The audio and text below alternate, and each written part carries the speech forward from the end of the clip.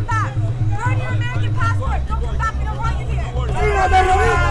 Miami is known as the bastion of Cuban-American hardliners.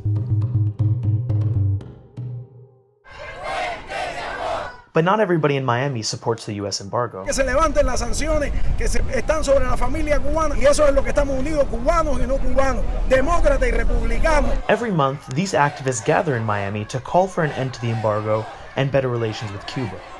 Most are Cuban Americans who oppose the Cuban-American political establishment in Florida. They call themselves Puentes de Amor, or Bridges of Love. They're a peaceful legal movement that's aimed at love. But this message of reconciliation has angered Miami's pro-embargo politicians. Son agentes cubanos, lo son porque el día que lo acusé de eso, el individuo que es jefe de ese grupo me respondió desde La Habana. Rubio has called for an F.B.I. investigation into Puentes de Amor.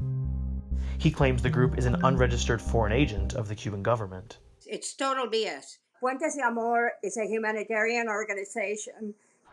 It doesn't matter which political side you're on. As long as you agree that the sanctions should be lifted because they're hurting the Cuban people, there is a First Amendment and we have a right to say this.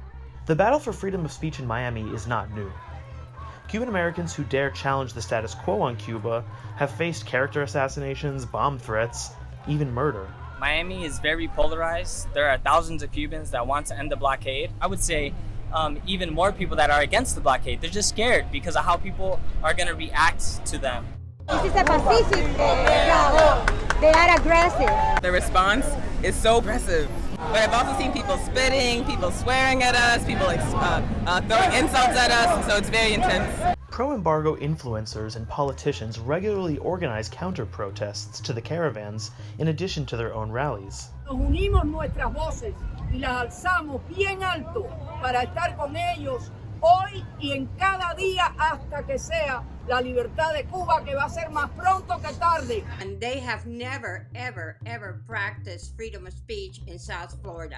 They have always tried to censor anyone who did not agree with the policy that they want vis-a-vis Cuba and the United States. Rubio's bid for re-election to the Senate has grown precarious.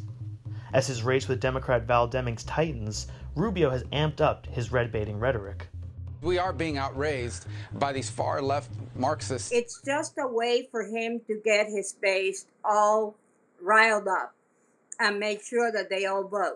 We are part of a growing movement which has got the Cuban right-wing power establishment very concerned. We're not going to stop.